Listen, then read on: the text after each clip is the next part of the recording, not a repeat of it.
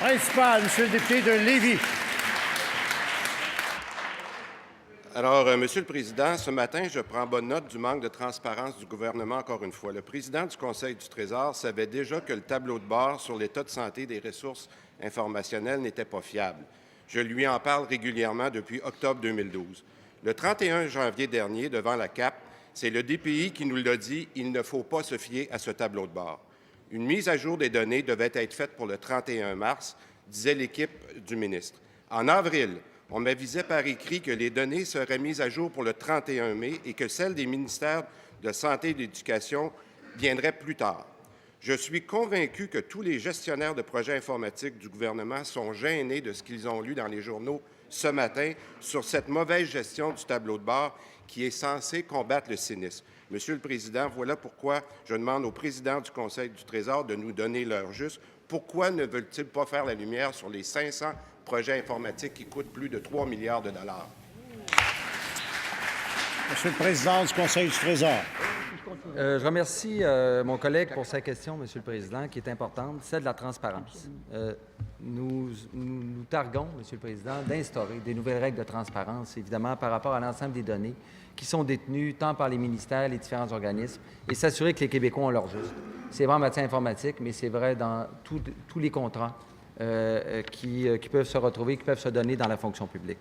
Dans le cas du tableau de bord, nous avons constaté que ce tableau initié par le gouvernement libéral, l'ancien gouvernement, était fait avec des lunettes roses, Monsieur le Président. Tout allait bien dans le meilleur des mondes, même si on radiait littéralement, dans le cas du ministère de la Justice, où on a radié pour 50 millions de projets, le pire fiasco informatique, et tout le monde était sur le vert, tout allait bien dans le meilleur des mondes. Alors, ce qu'on a dit, c'est qu'on est rendu à 75 millions de radiation, imaginez-vous, Monsieur le Président, pour aucun service. Alors, on va améliorer l'outil.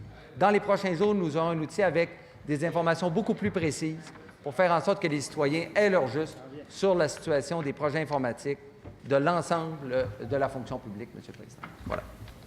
Première complémentaire, Monsieur le député de Lévis.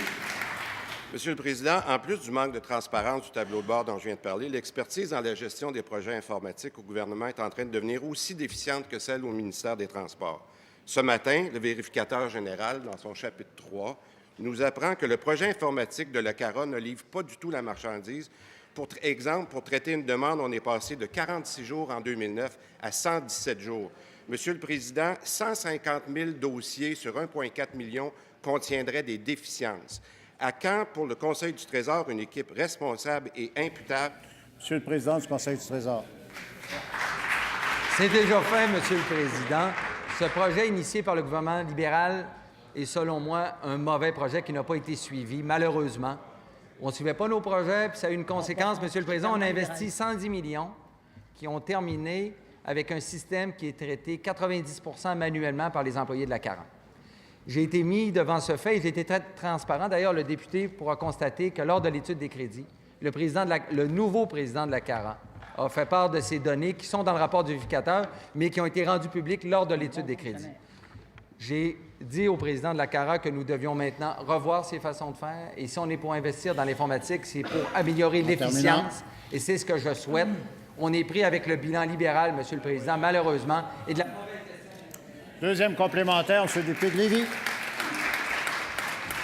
Monsieur le Président, je vais me rasseyer une dernière fois. Sur mon blog, à chaque semaine, j'informe la population sur le nombre de documents qu'on me refuse pour que je puisse faire mon travail de député.